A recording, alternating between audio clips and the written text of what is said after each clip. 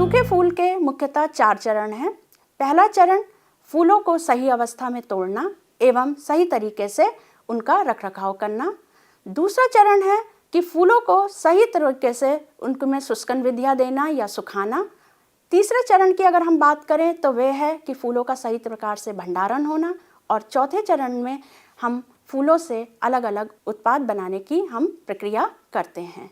तो आइए हम पहले चरण की बात करते हैं, जिसमें हमें फूलों को सही अवस्था में तोड़ना है एवं सही तरीके से उसको शीत कमरे में लाके उसको रख के आगे भंडारित करना है और सुखाना है। तो यदि हम बात करें कि दाब विधि या फिर हवा में सुखाने की विधि या अन्य विधियों के बारे में, तो हमें फूल को तब तोड़ना है जब फूल पूर्णतः खिला रहे।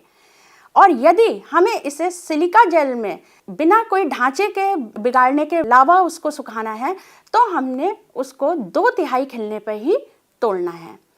तोड़ते वक्त फूलों को हमको ध्यान रखना है कि फूलों में किसी प्रकार की बीमारी या कीट ना लगा हो, उनमें चटक रंग हो, सही उस तरीके से वह खिला हुआ हो, और उसको तोड़ने के बाद हमें उसे तुरंत धूप से हटा लेना है ताकि उसके रंगों में कोई तरीके का कमी ना आए।